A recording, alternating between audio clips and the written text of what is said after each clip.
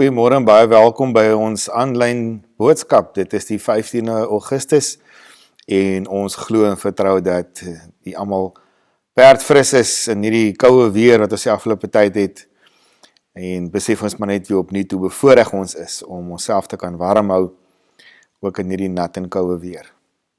Ons gaan vanoggend 'n lied sing, lied nummer 254 uit die liedboek, as 'n gebed. As ook 'n gebed om die Here te vra dat hy met ons sal praat deur sy lewegewende woord. So kom ons sing hierdie lied saam as 'n gebed.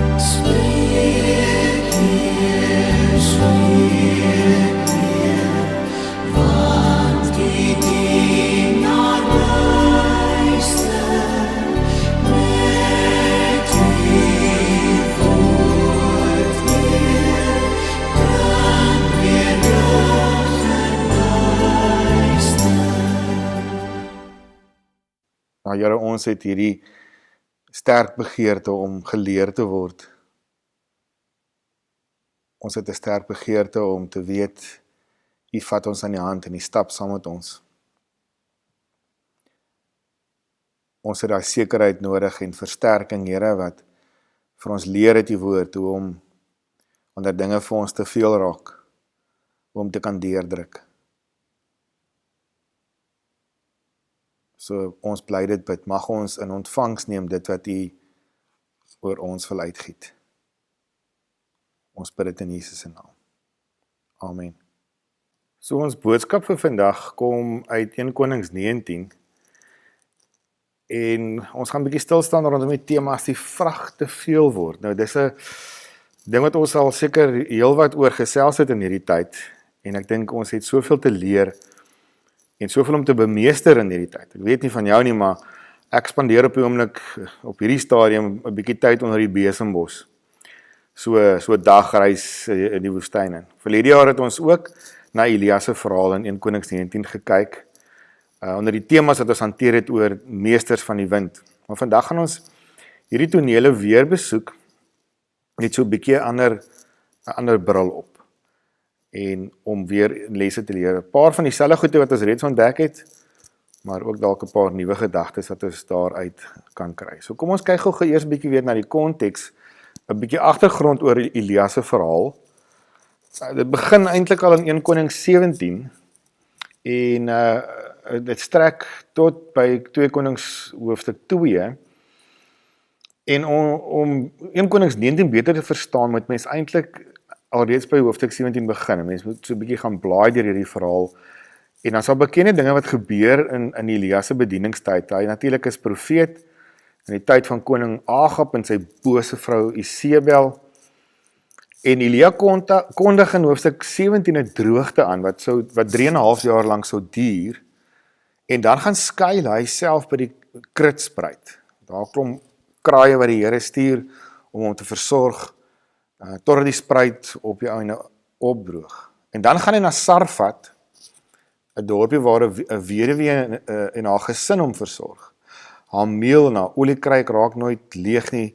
Ons ken hierdie storie so goed. En as haar seentjie sterf, dan smeek Elia by die Here en die kind word weer deur die Here lewendig gemaak. So 'n besondere gebeurtenis ook in die verhaal van Elia. En dan hoofstuk 18 ken ons goed ook die gebeurtenis op die berg Karmel, waar daar amper meer as 800 verskillende profete van die afgode gekom het en hulle altaar gepak het en hulle het probeer om vuur vanaf hulle afgod af te smeek en niks gebeur nie.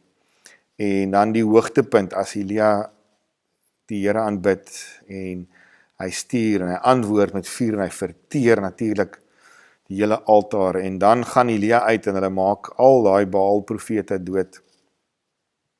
En dan sluit ons eintlik by 'n laagtepunt in Elia se lewe aan, want hy vlug nou in die woestyn in en hy gaan lê onder 'n besembos. Bang, moeg en moedeloos. Dit is asof hy 'n stukkie uitbranding beleef na hierdie geweldige, suksesvolle moment in sy lewe. En ons ken dit baie keer so goed dat wanneer ons self ook deur 'n tyd gaan, dalk 'n hoogtepunt in 'n mens se lewe, dat ons ook voel ons wil net onder die besembos gaan sit. So, ons gaan in ons teksgedeelte kyk na 1 Konings 19. En 1 Konings 19 wil vir ons 'n les leer, en ons gaan hierdie keer die hele hoofstuk lees, wat ons baie maklik kan mis. Kom ons gaan lees die teks, en dan leer ons 'n paar dinge waarop ons kan fokus. Agab het vir Jesebel vertel wat Elia alles gedoen het, ook dat hy al die profete om die lewe gebring het. Toe het Jesebel 'n boodskapper na Elia toegestuur om vir hom te sê, mag die gode my om die lewe bring as ek nie môre teen hierdie tyd met jou gemaak het soos jy met die profete nie. Elia het bang geword en terwille van sy lewe gevlug. Toe hy by Berseba in Juda kom, het hy sy slaaf daar agtergelaat. Hy self het egter 'n dagreis ver die woestyn ingegaan. Daar het hy onder 'n besembos gaan sit en gewens hy gaan dood. Hy het gesê, nou is dit genoeg, Here. Neem my lewe want ek is niks beter as my voorvaders nie. Toe gaan hy lê en hy het daar onder die besembos in die slaap geraak. Toe hom weer kom kry, skud 'n engel aan hom en sê, word wakker, eet. Toe hy opkyk, sien hy by sy kop roosterkoek wat op warm klippe gebak is en 'n kruik water. Hy het geëet en gedrink en weer gaan lê. Die engel het 'n tweede keer aan hom geskud en gesê, word wakker, eet, anders sal die pad vir jou te lank word. Toe staan hy op en hy eet en deur die krag van die kos kon hy 40 dae en 40 nagte lank loop tot by Horeb, die berg van God. Hy het in 'n grot ingegaan en die nag daar deurgebring. Toe het die woord van die Here tot hom gekom en vir hom gesê, wat maak jy hier, Elia? Hy antwoord toe, ek het my met hart en siel gewy aan U saak, Here, almagtige God. Die Israeliete het U verbond met U verbreek. Hulle het die altare afgebreek en die profete doodgemaak. Net ek alleen het oorgebly en hulle soek my om ook om die lewe te bring. Maar die Here sê vir hom, kom uit, gaan staan op die berg voor my, die Here. Ek wil verbygaan. Skielik was daar 'n baie sterk wind wat die berg stukkend geruk en die rotse gebreek het voor die Here, maar in die wind was die Here nie.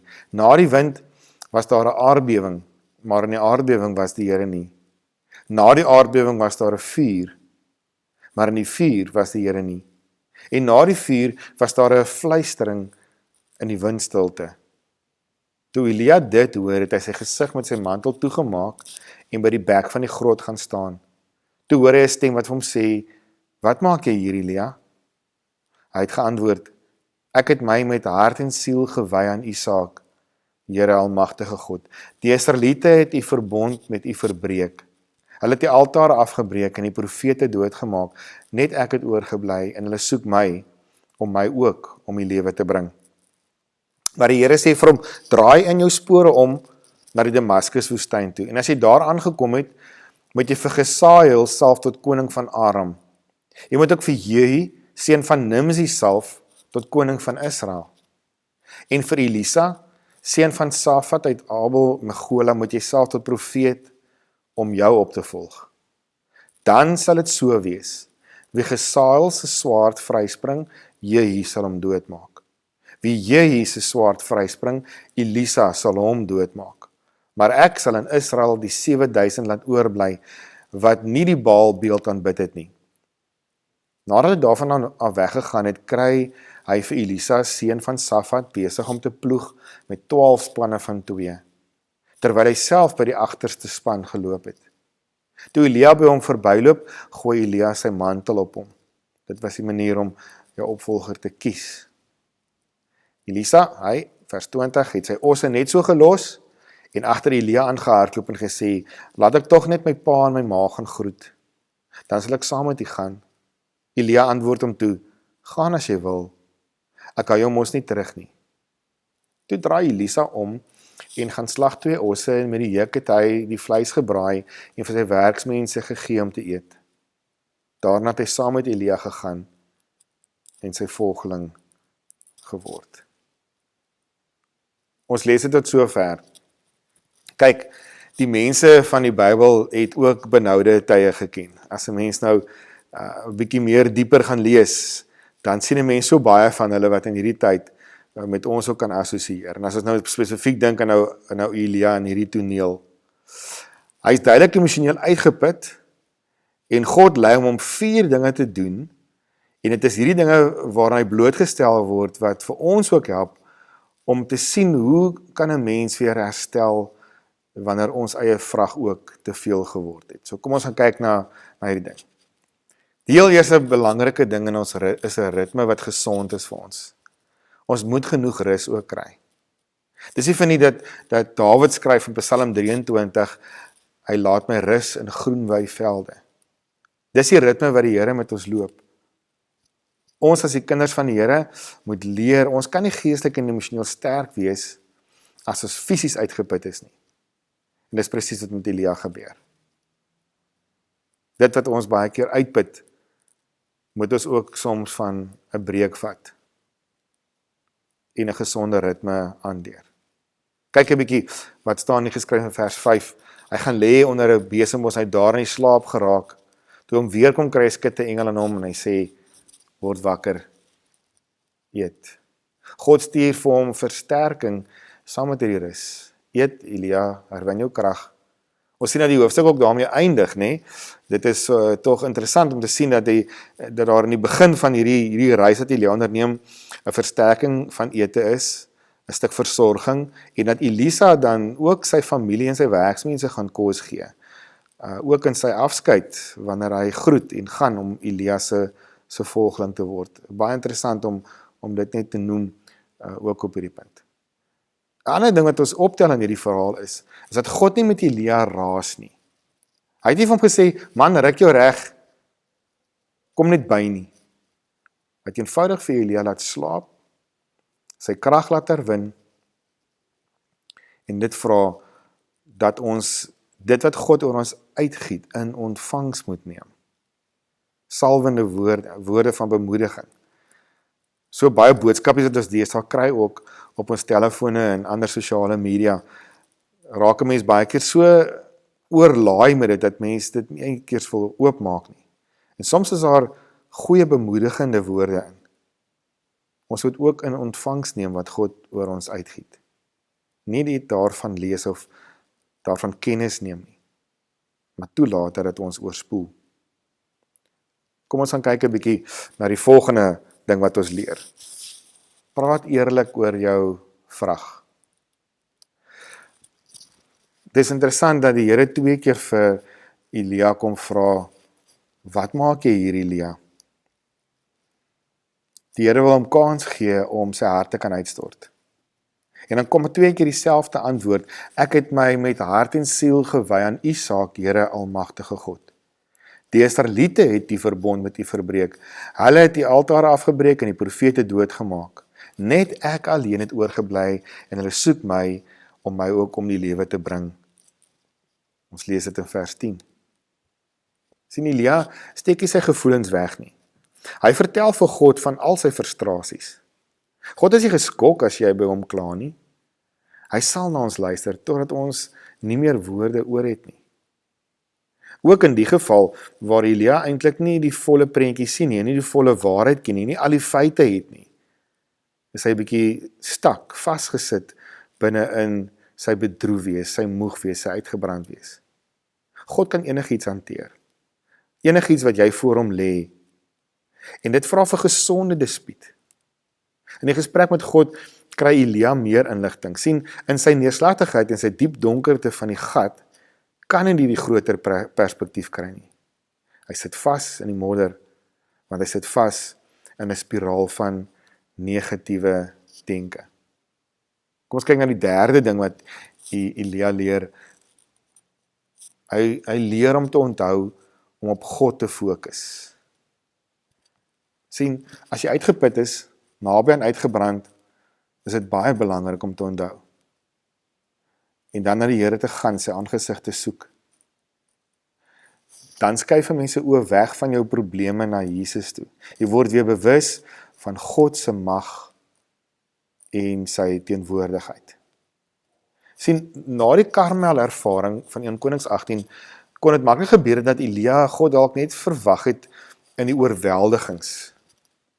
1 Konings 19 vers 11 tot 13 demonstreer God sy almag aan Elia en hy wys vir Elia wie in beheer is. As ek en jy sukkel met uitbranding, is dit dikwels die gevolg daarvan dat ons self wil God speel. Jy wil in beheer van alles wees. Maar as jy weer op God fokus, besef jy dat hy die een is in die beheer is. Jy hoef nie meer te probeer om alles te beheer nie. As jy uitgebrand en emosioneel uitgeput is, het God jou nie vergeet nie. Net soos met Elia. Elia moet weet, God is bereid om te help. Kom ons gaan lees gou weer daai verse vanaf vers 11. Skielik was daar 'n baie sterk wind wat die berg stikkend geruk en die rotse gebreek het voor die Here. God se krag kom wys hy in die natuur. Maar in hierdie kragtige wind was die Here nie. Na die wind was daar 'n aardbewing. Dink net as jy in 'n grot skuil en daar's 'n aardbewing, hoe bang moet jy nie dan raak nie. Maar in die aardbewing was die Here nie. Na die aardbewing was daar 'n vuur, maar in die vuur was die Here nie. En na die vuur was daar 'n fluistering in die windstilte. En dan gaan Elia uit en hy maak sy gesig toe. En hy weet hy is gereed om in hierdie ontmoeting met die Here te wees. En dan kom Here se vraag natuurlik na hom toe, wat maak jy hier? En hy kan sy hart uitpraat. Kom ons gaan kyk 'n bietjie na die 4de les wat ons leer. 'n Mens moet bereid wees om die vrag te deel. Ons dink ons moet self die supermens wees wat alles kan vat. Dit vra dat ons anders te moet dink. En ook moet weet dat God ook oor ons anders dink. God weet ons kan nie alleen nie. Daarom is dit nodig. Die Here sê vir Elia, draai jou spore om, gaan na die Damaskus woestyn toe. Dis die eerste opdrag. Hy gee vir hom 'n nuwe visie. Hy gee vir hom iets nuuts, 'n nuwe projek om aan te pak. En die Engelse sê mos, a change is as good as a holiday. So hy gee vir hom 'n ander fokus. Ja, weg van Agab, Isebel, al daai trawante. Gaan daarin na die Damaskus woestyn en daar moet jy vir Gesael salf tot koning van Aram. En nou is dit belangrik om te noem, die Arameërs was die vyande van die Israeliete. So is baie interessant dat die Here vir Elia stuur met 'n heel nuwe fokus. Om selfs hulle bure, hulle buurstaat, die mense wat hulle eintlik baie pla, en baie met hulle oorlog maak en plunder, om daar 'n koning te gaan salf. En dan lees ons verder.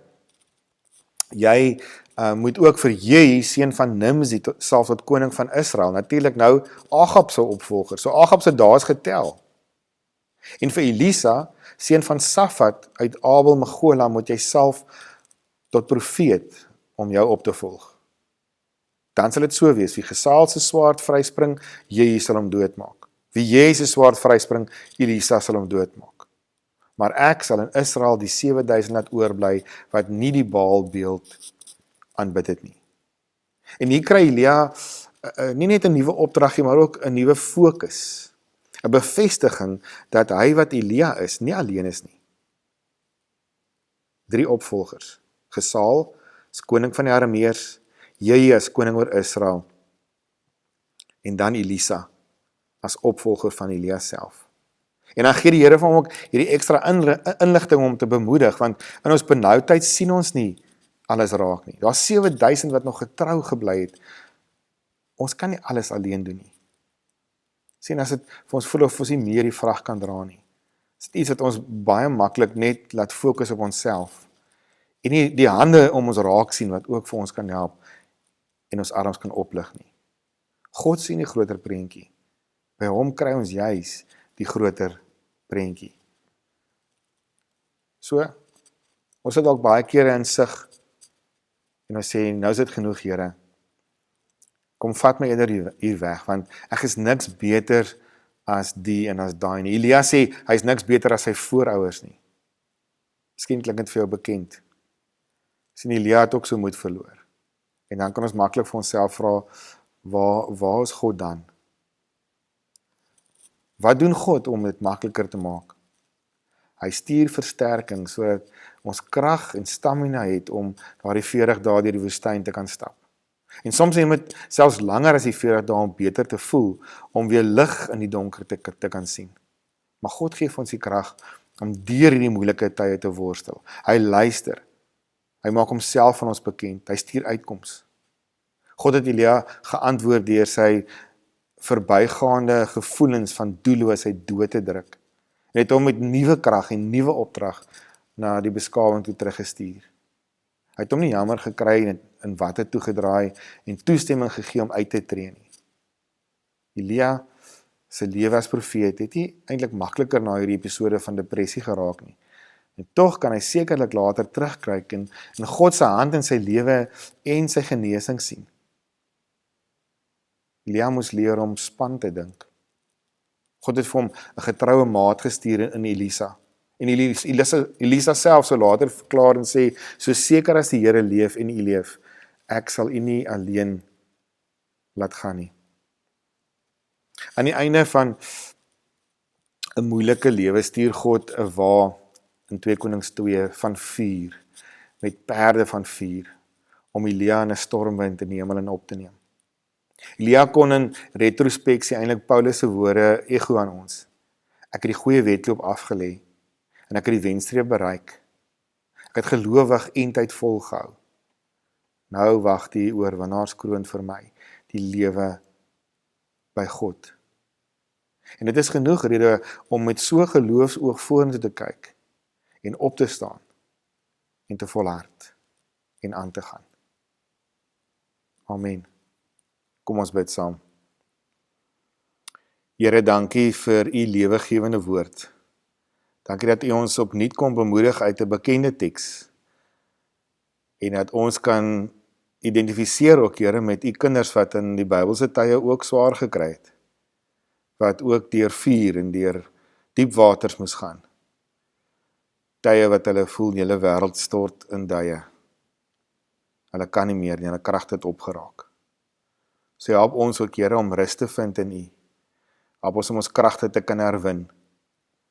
Ons liggame en ons siel en gees kans te gee vir herlading en herstel. Ook in ons lewensritmes. Dankie dat ons kan afpak by u, dat ons onsself kan verwoord en dat u nie op ons sal skel en skree as ons dit doen nie, maar dat u daarvoor ook beskikbaar is, om ons harte kan uitpraat. Dankie dat u vir ons, Here, kom herinner aan wie u is, die almagtige God, die teenwoordige God, die God wat ons intiem lief het. En dankie dat u ook vir ons, Here, mense om ons sit, om ons vragte kan help dra. Ook mense wie ons kan help van ons kant af, om hulle vragte kan verlig. Maak ons oë ook daarvoor oop. Die spanne wat hier rondom ons neersit, ons eer u daarvoor. En dat u ook 'n groter prentjie sien as wat ons kan sien, ook in hierdie tye wat dit vir ons moeilik is, om te kan volhard. Ons bid dit in Jesus se naam. Amen. Goed, net om so 'n paar oomblikke ekstra van u te vra asseblief vir 'n paar belangrike afkondigings. U weet dat ons elke week ook vir u oproep tot gebed en almal wie se lewens so meegesleer is as gevolg van COVID. En ons vra regtig vir volhardende gebed in die verband. Ons het ons nuwe braambosse laat druk en hulle is beskikbaar. Dis die Augustus en September uitgawe by die kerkkantoor, so u kan dit kantoorure kom afhaal, by die kantoor kom maak 'n draai. Daar is heelwat nuus en bemoedigende brokkies ook in, wat regtig ter versterking is ook van 'n mens in hierdie tyd. En dan is ons weer eens so dankbaar vir al die skenkings wat inkom vir ons noodspens. Dankie vir elke bydrae waarmee ons projekte kan help. En hou asseblief aan so lank as wat jy kan. Jy kan nie sien ook as 'n paar mense besig om van ons pakkies te pak. Ons kon uit skenkings wat ons gekry het, wat u ook voorsien het, 32 hampers pak om aan mense te gaan uitdeel in nood. So kontak ook asseblief, daar is nog pakkies oor waar ons kan help om nood te verlig. Kom maak met ons ook kontak daaroor en dan kan ons die hande ook versterk wat dit aanbetref. Dan het ons ook 'n projek wat nou al 'n paar weke eintlik hardloop onder mense wat dit organiseer, maar wat na ons toe ook gekom het gevra het, is wat hulle hande sterk maak. Wat gemeentelede hierby betrokke, en is 'n projek om sorg aan bejaardes te kan voorsien. Ons is by 3 aftreeoorde betrokke om warm klere te help voorsien in hierdie tyd. So, daar's 'n volledige lys in die braambos van benodighede waarna jy kan kyk. Op die oomblik is daar groot nood aan komberse en sokkies en beddegoed om mense ook te kan help warm bly. Soos ek reeds gesê het vroeër die week, in die deur gegee het, het ons nie 'n bazaar hierdie jaar nie, maar wel kleiner fondsinsamelings. Onthou ook hierdie ene wat op pad is nou aan die einde van die maand. Ons koop en loop aan met hamburgers, R30 'n hamburger, dis smil lekker. Dis weer wat ons span manne vir ons maak. En dan het ons ook vir Suzanne hulle wat met die besprekings of die bestellingswerk, so daar is haar telefoonnommer ook, kontak asseblief vir haar per WhatsApp. En ja, kom geniet, kom maak 'n draai dan op die 27ste, wanneer ons ook dan hierdie lekker koop en loop het. Ons gee weer vir u maar net en herinner asseblief, ons is afhanklik ook om dinge aan die gang te hou en die wiele aan die rol te hou. Sê dankie vir elkeen se bydraes wat getrou inkom en dat ons dan ook op hierdie manier kan versterk. En dan gaan ons afsluit met 'n lied, die laaste lied wat ek hier wil deurgee is nog 'n liedboeklied wat bekende woorde het, so lief het God die wêreld gehad, natuurlik Johannes 3 vers 16, en dan 'n ou bekende Halleluja se liedere wat ook as refrein bygevoeg word, wat uit Spreukeboek uitkom. Ken hom in al jou weë en hy sal jou paaie gelyk maak.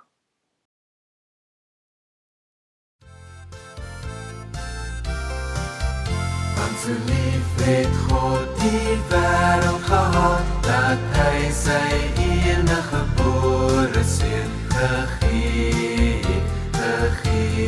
het, sodat elkeen wat in hom glo, nie verlore mag gaan nie, maar die ewige lewe kan hê. Ken hom in al jou weë, ken hom in al jou weë, dan sal hy jou paaie gelyk maak. Ken hom in al jou weë, want so lief het God die wêreld gehad, dat hy sy enige gebore seun gegee het, sodat elkeen wat in hom glo, nie verlore mag gaan nie, maar die ewige lewe kan hê. Ken hom in al jou weë, ken hom in al jou weë, dan sal hy jou paaie gelyk maak. Ken hom in al jou weë, ken hom in al jou weë, ken hom in al jou weë, dan sal hy jou paaie gelyk maak. Ken hom in al jou weë.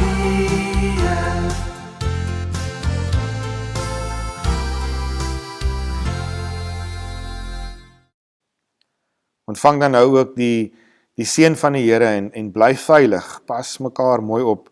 Elke van die is vir ons almal ook kosbaar. Mag die Here vir jou in hierdie tyd ook seën en beskerm. Mag jy sy egte teenwoordigheid elke dag beleef. Mag jy weet jy is welkom om op jou Vader se skoot te klim.